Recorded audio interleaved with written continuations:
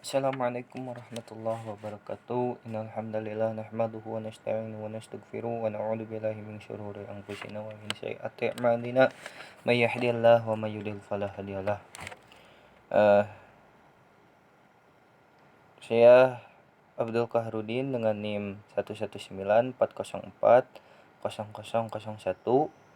akan mencoba menjawab pertanyaan dari saudari Febriani Kurnia Wijayanti yang pertanyaannya akan saya sebutkan atau akan saya bacakan.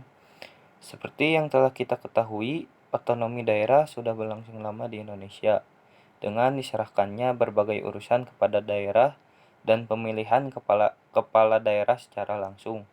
Namun otonomi daerah ini memiliki beberapa kendala yang sering terjadi, di antaranya yaitu penyebaran korupsi di berbagai daerah, money politik, kesejahteraan masyarakat di tingkat lokal yang sepenuhnya belum terwujud dan lain sebagainya.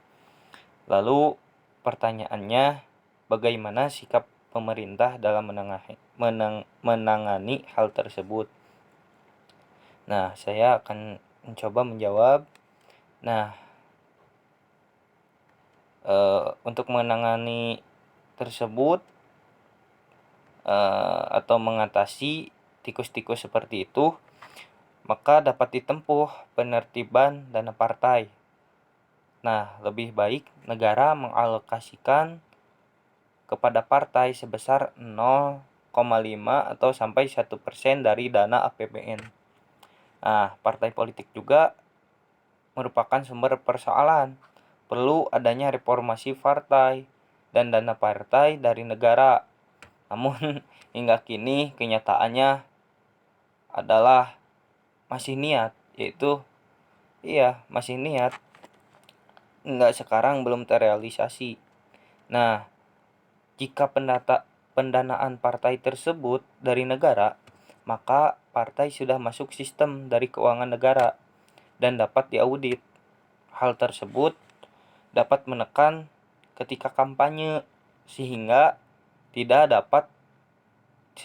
kepala daerah tersebut atau pemimpin daerah tersebut tidak mengeluarkan dana sebanyak-banyaknya yang mengakibatkan ketika dia menjabat atau ketika dia sudah menjabat, dia akan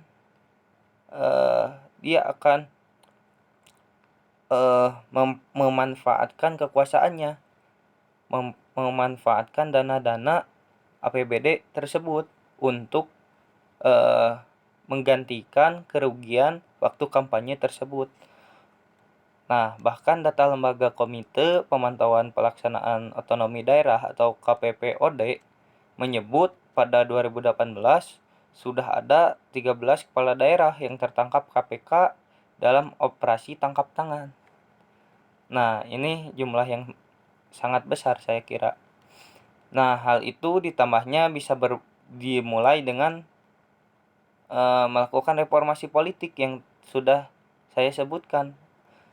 Menanganinya dengan reformasi partai politik dan juga bisa dengan pendanaan partai politik itu sendiri. Nah,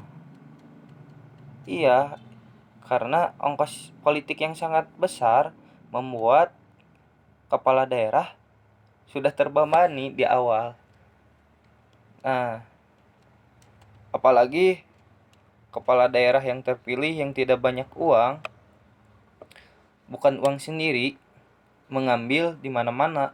Jadi hutang budi kepada partai, hutang politik, hutang finansial yang akan dia bayar setelah dia terpilih. Yang dilakukan kemudian mengambil sumber daya negara, apakah anggaran itu baik APBD atau yang lain dan sebagainya yang telah saya sebutkan tadi di awal. Nah, jadi kepala daerah ini sudah terbebani di awal. Ketika terpilih dan masuk pemerintahan, itulah peluang untuk para koruptor itu, peluang yang sangat besar bagi kepala daerah tersebut. Nah, upaya pemerintah dengan sistem desentralisasi, kepala daerah memiliki otonomi kewenangan yang sangat besar dalam mengatur teritorialnya, sementara pengawasan yang dilakukan pemerintah pusat sangat lemah. Nah, pengawasan yang dilakukan pemerintah pusat terhadap daerah kini hanya formalitas. Dia akan meminta dokumen APBD, kemudian dievaluasi. Itulah bagian dari pengawasan. Dia minta perda terkait perizinan, di situ pengawasan. 1 kali dalam 3 bulan dipanggil ke Jakarta untuk penyuluhan dan sosialisasi. Itu tidak ada gunanya menurut saya.